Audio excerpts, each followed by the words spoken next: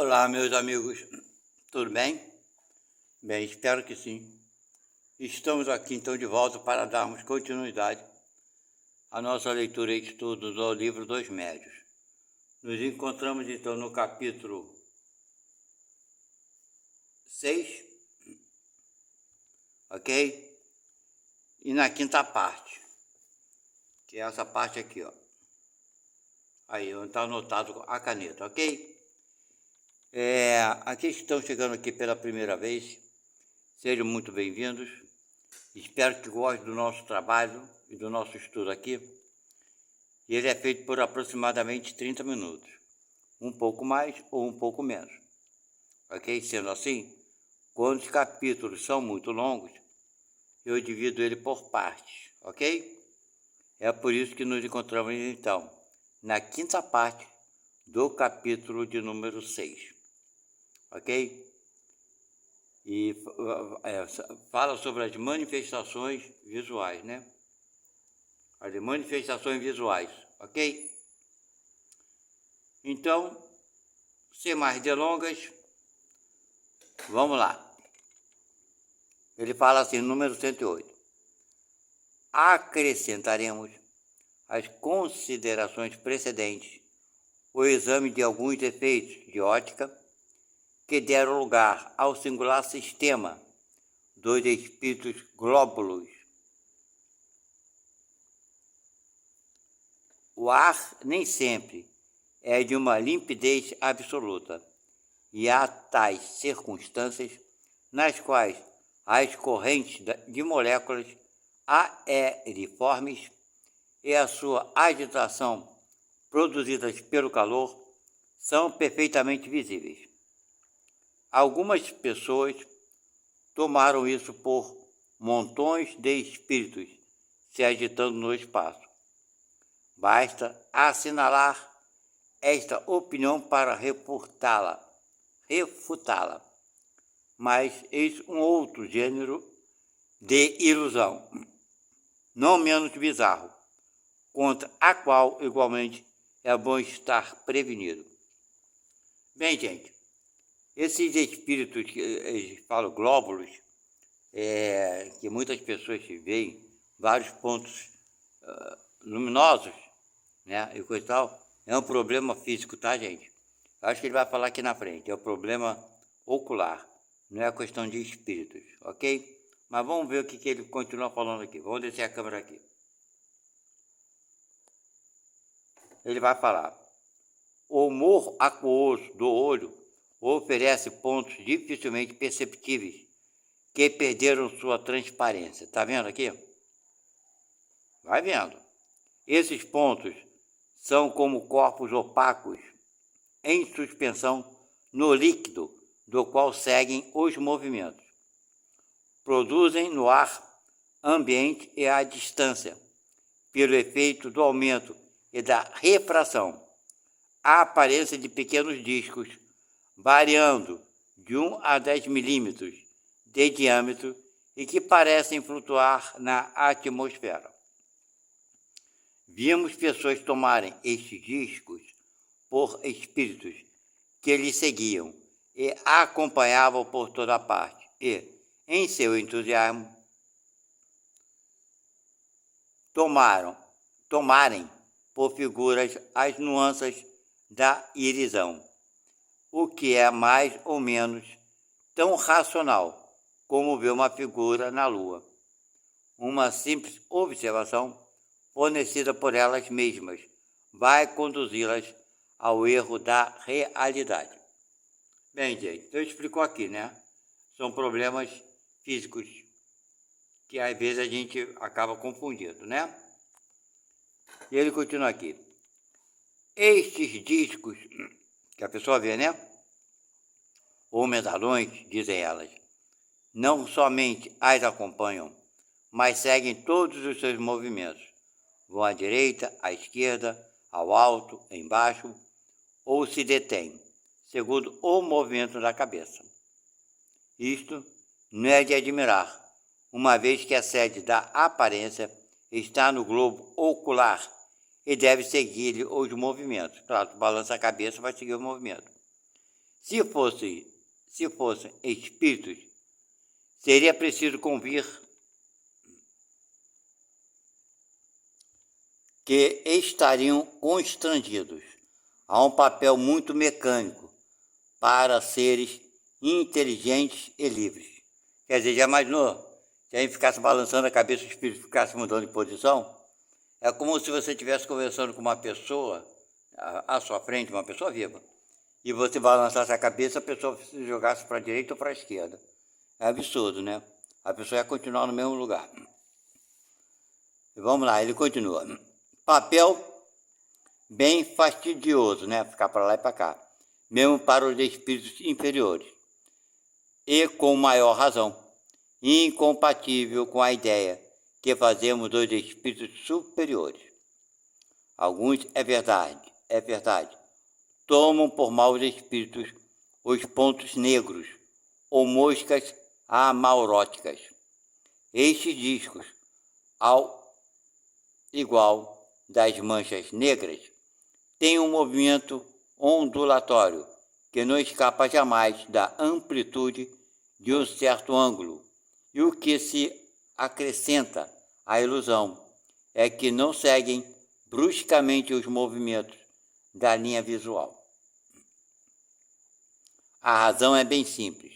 Os pontos opacos do humor aquoso, causa primeira do fenômeno, ou dissemos, são como mantidos em suspensão e têm sempre uma tendência a descer quando sobem. É porque são solicitados pelo movimento do olho de baixo para cima. Deixa eu descer a câmera aqui. De baixo para cima.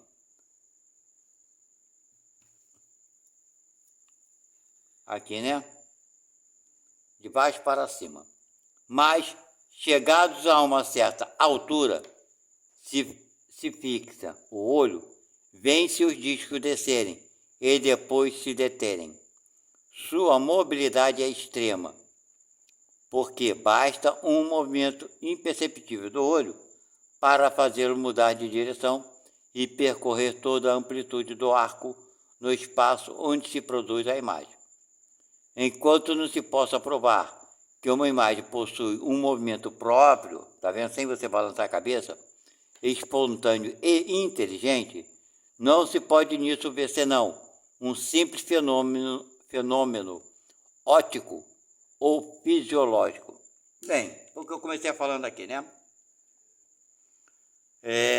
Mas é isso, a gente não deve confundir, porque o estudo, o espiritismo é muito bom, que ele nos esclarece muitas coisas que, né, poderiam deixar em dúvida e acreditar. Que a gente vê, tem pessoas que têm esse problema na visão e acaba pensando que está vendo vários espíritos, e não é. Isso é um problema no olho, é bom procurar um médico, né, para se cuidar, ok?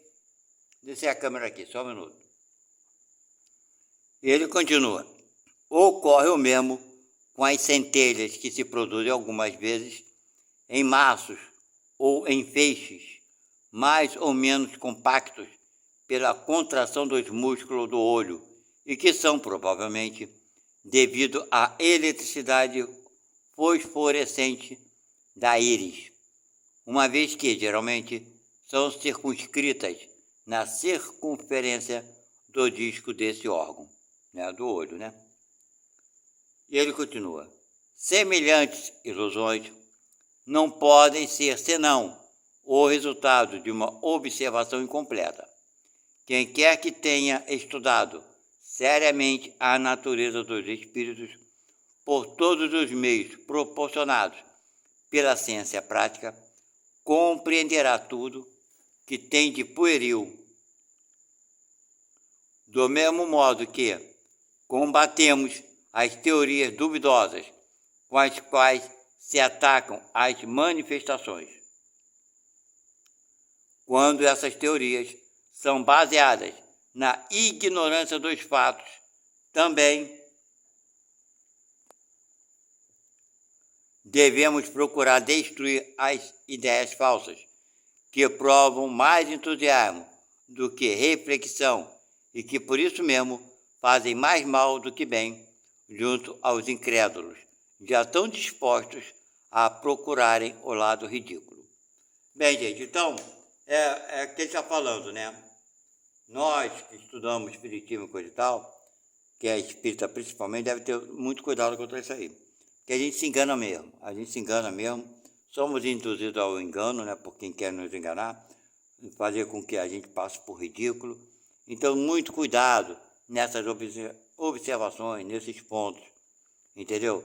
Para que a gente não seja considerado, né, como ridículos, porque as pessoas estão doidas para dar contexto à doutrina, os espíritos. Imagina se nós dermos motivo, né? Deixa eu descer a câmera aqui, peraí. Número 109. O perispírito, como se vê, é o princípio de todas as manifestações.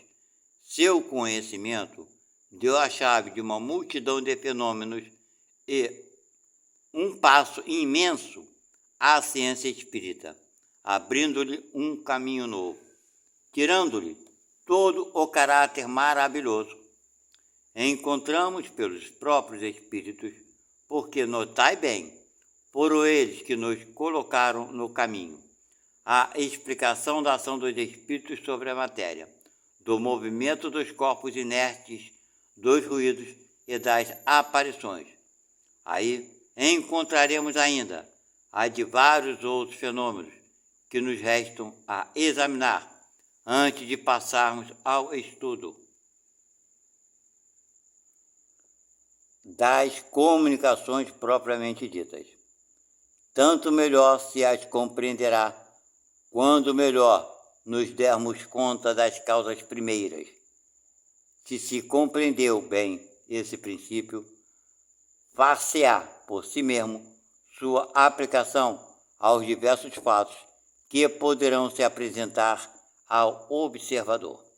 Então, gente, ele está explicando aqui, de uma forma bem simples, que todos esses fenômenos, né, utilizado, por assim dizer, o meio para ocorrer esses fenômenos é sempre o perispírito, ok? Essa roupa que nos veste, nós, espíritos, nos encontramos, então, dentro do perispírito. Então, é através do perispírito que nós movimentamos esse corpo físico. É através do nosso perispírito que nós fazemos com que esses fenômenos ocorram, ok? Com modificações, somando energias, manipulando o perispírito, ok? E assim se fazem as manifestações. Quem trouxe essa informação de perispírito para explicar esses fenômenos foi a doutrina espírita, não outra religião, ok? Vamos lá, número 110. Estamos longe de considerar a teoria que damos como absoluta ou como sendo a última palavra, tá vendo? Ela será sem dúvida completada ou retificada mais tarde por novos estudos, mas por incompleta ou imperfeita que seja hoje, pode sempre ajudar a entender a possibilidade dos fatos por causas que nada tem de sobrenatural. Se é uma hipótese, não lhe pode recusar o mérito da racionalidade e da probabilidade, e vale tanto como tantas as explicações que dão os negadores, para provar que tudo não é senão ilusão, fantasmagoria e subterfúgio nos fenômenos espíritas. Quer dizer, não basta dizer que não é, né? Tem que mostrar e provar por que não pode ser. É mais ou menos isso, ok? Então o espiritismo nunca, ele sempre fala, nós não damos a última palavra sobre tudo, mas apresente uma coisa melhor e nós a receberemos de bom grado, que seja racional, né? E que tenha lógica. Agora, vai falar sobre a teoria da alucinação. Vai falar sobre isso aqui. É o número 111. Deixa eu descer a câmera. Número 111. Os que não admitem o mundo incorpóreo e invisível creem tudo explicar com a palavra alucinação. A definição dessa palavra é conhecida. Um erro, uma ilusão de uma pessoa que crê ter percepções que realmente não tem. Do latim alacinare, erro feito de ad lucem. Mas os sábios, fecha parênteses, né? Mas os sábios, que saibamos, ainda não deram a sua razão fisiológica. A ótica e a fisiologia, não parecendo se lhes ter mais segredos, como ocorre que não tenham ainda explicado a natureza e a origem das imagens que se oferecem ao espírito em certas circunstâncias. Quer dizer, em certas circunstâncias, a Igreja Católica, por exemplo, né, fala que é verdade. Mas se for fora da Igreja Católica, é o diabo, é o Satanás, é o capeta, é tudo. É espírito mal querendo enganar. Mas se for algum católico que viu, aquela imagem é de um santo, sim. É interessante. Vamos lá. Querem tudo explicar pelas leis da matéria, seja que deem, pois, por essas leis, uma teoria da alucinação, boa ou má, será sempre uma explicação. Quer dizer, querem tudo dizer através da matéria, mas então explique exatamente, porque algumas pessoas veem e comprovam aquilo que viram. Interessante, né?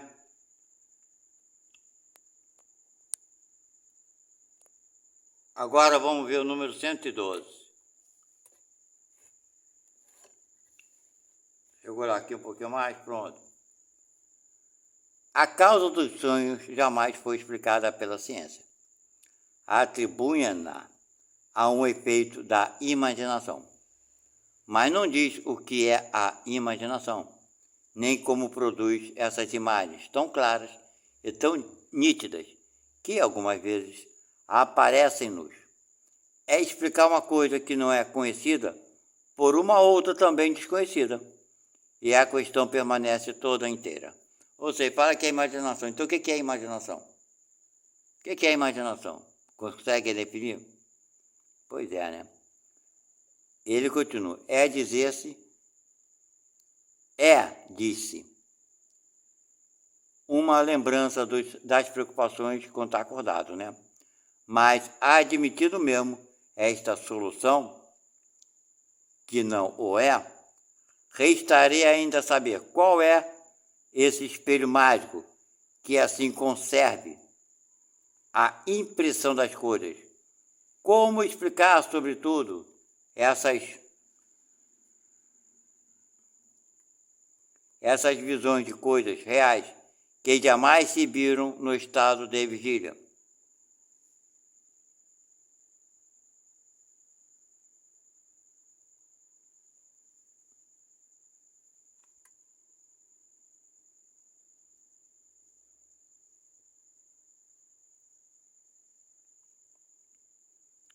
Aqui, me perdi aqui, peraí, deixa eu descer a câmera aqui. Estado de vigília, né? E aqueles mesmo em que jamais se pensou. Só o Espiritismo podia nos dar a chave desse fenômeno bizarro, que passa despercebido por causa da própria vulgaridade, como todas as maravilhas da natureza que calcamos sob nossos pés. Então, gente, é interessante. Quem fala aqui, tudo bem. Alguns falam, lembranças que nós tivemos durante o dia. Por exemplo, você viu um filme de ficção, seja lá do que for. Aí você sonha com aqueles personagens, tudo bem. Aí tá legal. É uma imaginação sua, claro. Não é uma coisa real. Você brigou com alguém, você discutiu com alguém, você sonha com essa pessoa. A mesma coisa acontecendo no sonho. Não é verdade? Então tudo bem. Tudo bem. Isso é uma coisa natural que dá para se explicar. Mas quando a gente sonha, por exemplo, eu já tive vários sonhos que são assim que não tem explicação. Eu já sonhei, aliás, eu fui 2 vezes nesse local. Ou mais vezes, né? Porque a gente esquece às vezes de quantas vezes a gente repete aquele sonho. Mas já tive 2 vezes, eu lembro sim que eu tive nesse local. No local, acredito que é lógico que não foi no planeta Terra. Onde foi, não tenho a menor ideia. Qual planeta era, não tenho a menor noção, ok? Nem o motivo pelo qual fui levado lá. Quer dizer, eu fui levado lá, tem um motivo. Agora só não sei qual é. É para meu crescimento, para me ajudar, com certeza. Mas nesse planeta que eu fui, o que eu fiquei admirado é o seguinte: eu entrei num prédio, acompanhado com 1 ou 2 pessoas, não lembro, como se eu estivesse indo visitar nesse prédio. Entramos no elevador no prédio, e o elevador subia. Só que esse elevador, ele não só subia, ele tanto subia quanto também parava em determinado ponto e se movia horizontalmente, ou para a direita, ou para a esquerda, para frente ou para trás. Vocês entenderam? E eu fiquei admirado em ver que lugar é esse. O elevador vai para tudo quanto é lado, num prédio enorme. O elevador ele se movimentava em todas as direções. Só não se movimentava no sentido diagonal. Mas sim, em todas as direções, para cima, para baixo, para frente, para trás, para o lado direito, para o lado esquerdo. E não foi uma vez que eu estive lá não, tá, gente? Então eu nunca vi nenhum filme, que eu gosto de filme de ficção, mas eu nunca vi nenhum filme que tivesse uma visão dessa. Uma imagem que tivesse um prédio com apartamento, com um elevador que fizesse esses movimentos. Então de onde veio isso? Como é que eu inventei uma coisa que eu nunca vi na minha vida? Não é verdade? E as pessoas que a gente sonha, que a gente no sonho, olha para a pessoa, conversa com a pessoa, com essa pessoa, a gente sabe que nós somos íntimos. Lá no sonho a gente não fica, quem é você? Pergunta. Como se fosse uma pessoa estranha. Não é estranha. A gente conversa, bebe, fica um bom tempo, vai para diversos lugares, fala com uma porção de gente, vê várias coisas, como se fosse a coisa mais natural do mundo. E quando a gente acorda, né, a gente fala, quem era aquela pessoa? Não sei de onde ela era, a gente não sabe quando volta para o corpo. Mas quando estávamos lá, sabíamos exatamente quem era. Tem alguns sonhos que a gente esquece sempre. É interessante isso. Isso já aconteceu comigo também. O que acontece? Eu sonhava sempre com uma menina jovem e sempre o mesmo sonho. Eu estava com ela dentro de um veículo, um carro, acho que era um carro, e dirigindo, coisa e tal, e a gente conversava. A gente tinha uma... Não era amor de homem e mulher, não era. Mas era uma coisa diferente. Era um amor de outra coisa, de amizade, essas coisas assim. Mas muito forte. Muito mais bonito, muito mais melhor, é ótimo. Mas muito melhor do que se fosse de amor, de homem e mulher. Entenderam? E eu sempre sonhava com essa menina. Sempre. Várias vezes. Mas quando acordava, eu nunca lembrava desse sonho. Olha que coisa estranha. Eu não lembrava, nunca lembrei desse sonho. Nunca lembrei. E sempre sonhava com ela. Até, quando acordava eu não lembrava. Até que, acho que foi a última vez que eu sonhei com ela. Foi a última vez que eu tive com ela. Um sonho meio louco, meio doido, que não era muito real não, mas eu estava com ela, era real. E olhei para ela e eu pensava, rapaz, eu nunca lembro de você quando acordo. Lá no sonho, olha que coisa maravilhosa.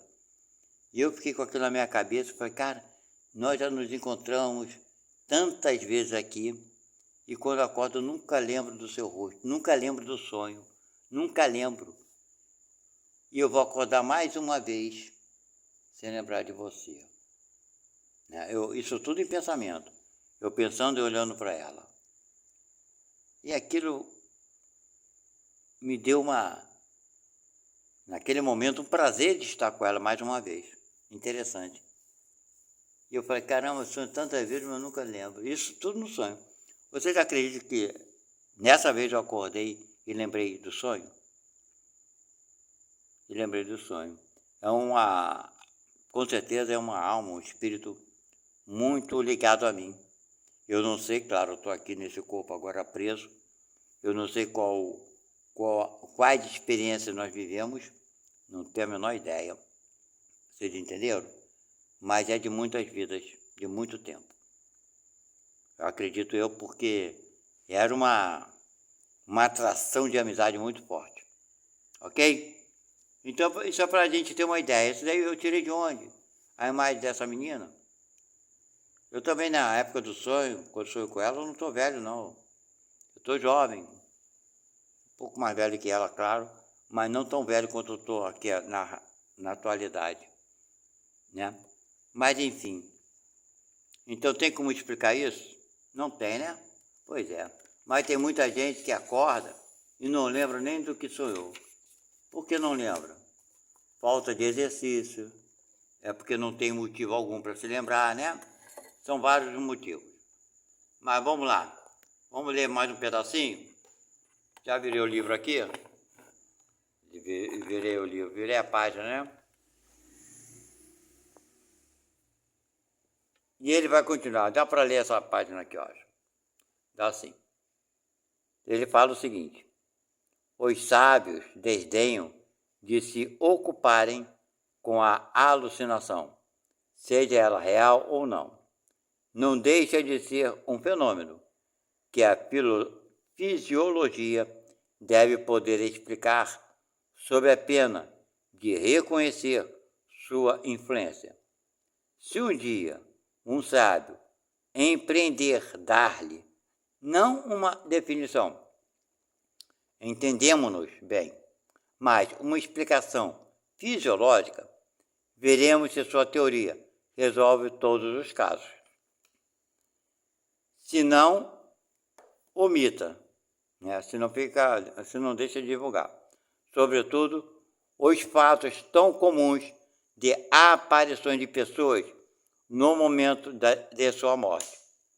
Que diga de onde vem a coincidência da aparição com a morte de pessoas. Se fosse um fato isolado, poder-se-ia atribuí-lo ao acaso. Mas, como não é muito frequente, o acaso não tem essas reincidências. Se aquele que vê a aparição ainda tivesse a imaginação impressionada pela ideia de que a pessoa deve morrer, seja mais frequentemente a que aparece é aquela com que ele menos sonha.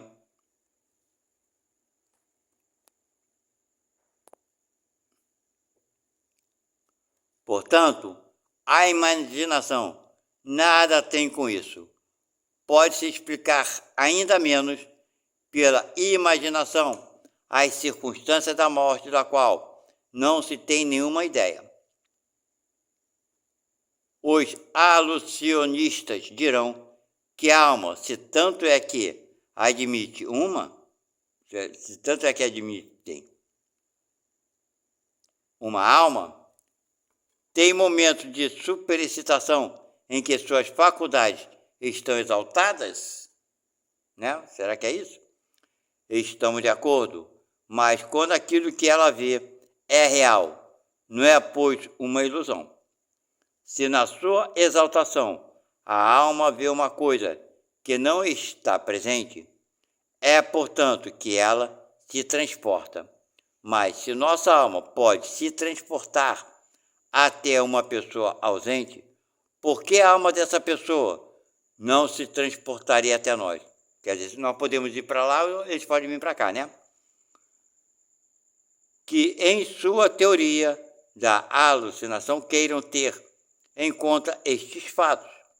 E não se esqueçam de que uma teoria a qual se pode opor fatos contrários é necessariamente falsa ou incompleta. À espera de suas explicações, vamos tentar emitir algumas ideias a esse respeito. Esse pedacinho aqui, né? Que eu acabei de ler. Bem, gente, vamos parar por aqui. Aqui vai ser a 6ª parte. Bem, gente, então é isso. Não somente... tem um filme que eu vi há muitos anos atrás, era o caso que aconteceu entre 2 irmãos, um homem e uma mulher. esse irmão brigou com a irmã, por ciúmes, etc e tal, expulsou ela de casa. Eles moravam juntos. Aí expulsou ela de casa, coisa e tal. Ela foi morar numa cidadezinha bem longe. E sem saber, essa irmã morreu. Ele não sabia, ele morava em outra cidade. Ele não soube, não sabia. Lógico, ela morava sozinha e ele não soube que ela havia morrido. Porém, a irmã dele, o espírito, foi visitá-lo na casa onde que ele morava. E quem viu esse espírito não foi nem ele, o irmão, foi a esposa dele que viu. E quando viu a cunhada, no caso, né, que era a irmã do irmão, ela falou para o irmão: olha, sua irmã está morta, vamos lá pegar o corpo para fazer o enterro, porque ela morava sozinha. E daí aconteceu isso, eles foram lá e pegaram o corpo e fizeram o enterro. Bem, gente, então é isso, ok? O espírito, nós espíritos, saímos desse corpo aqui, vamos sair, não sei quando, meu tempo está chegando ao fim, já estou com 70 anos, estou bem perto, e é lógico, já falei aqui 1 milhão de vezes para vocês, cada um de nós, quando desencarnar, vai passar por uma perturbação. Essa perturbação não significa que seja ruim, não significa que seja boa. É como se você desmaiasse, porque você sai de um estado físico, claro, o espírito está, nós estamos aqui presos nesse corpo, absorvendo toda essa energia da matéria, indiretamente através do perispírito, e no momento que a gente larga o corpo, ou melhor, sai do corpo, é desligado todos os laços que são presos ao corpo, nós vamos para um estado apenas espiritual. Então essa mudança de ambiente vai nos abalar de uma certa forma. O que abala esse? A gente vai sentir esse choque. É como se nós estivéssemos na praia, no sol, num dia ensolarado, e dessemos um mergulho dentro d'água, né? Mergulhássemos no mar. A gente vai sofrer aquele impacto, né, da água gelada, da água fria. Então é mais ou menos assim. Agora, as perturbações espirituais, que alguns podem ter, outros não, enfim, isso vai variar ao infinito, ok? De repente nós saímos daqui, nem sabemos que desencarnamos, vamos tomar conhecimento muito tempo depois, sabe? É uma coisa de cada um. Isso vai variar muito com a tua conduta, com aquilo que nós fizemos aqui na Terra, com a nossa dedicação, né? Porque todo mundo, seja quem for, sempre faz alguma coisa de boa, né? Uma coisa boa para alguém. Então, gente, ninguém vai ser castigado porque fez isso ou aquilo. Tire isso da cabeça. Ninguém vai ser castigado pelos erros, porque seria como se nós fôssemos castigar uma criança de 3, 4, 5 anos porque cometeu um erro. Ela não sabia o que estava fazendo. E tem pai que é ignorante e fala: você não está vendo o que está fazendo, você não sabe o que está fazendo. Eu lembro que meu filho caçula uma vez, há muitos anos, estava com uns 3 ou 4 anos, sei lá, era bem pequenininho. Eu e minha esposa, nós compramos um sofá bonito, botamos na sala. E menos de uma semana, será quantos dias passaram, poucos dias, ele estava com a tesoura, com a gilete, sei lá o que, cortando o sofá todinho. E ele estava admirado com aquele efeito. Para ele era uma novidade, não estava desligado, não sabia de porcaria nenhuma. Eu só cheguei para ele, tirei da mão dele e falei: não faz isso. Rasgou o sofá todo, minha mulher ficou bolada. Mas é assim mesmo. Eu tirei da mão dele e falei: cara, não faz isso não, tá estragando, não faça isso não, tá? Não vai. Aí guardei, ficou aquela merda toda rasgada. Fazer o quê? Ele é uma criança, ele nunca mais fez isso. Precisou bater, dar uma surra, fala, cara, botar de castigo uma criança de 3, 4 anos. Então é assim mais ou menos que Deus nos vê a todos. Então se você sair desta vida acreditando que vai ser castigado pelos erros que tu cometeu, aí você cria para você um sofrimento desnecessário. Você está entendendo? Você errou porque tu não podia ter feito melhor. Certo? Você fez o que você pôde fazer. É assim que Deus nos vê. Essa é a realidade. Entregue tua vida na mão de Deus. Deus cuida de você melhor do que você mesmo cuida de você. Deus vai cuidar melhor de mim do que eu mesmo cuido de mim. Porque esse é o Deus que nós temos, não outro. Ok? Um abraço. Fiquem com Deus e até a próxima. Tchau.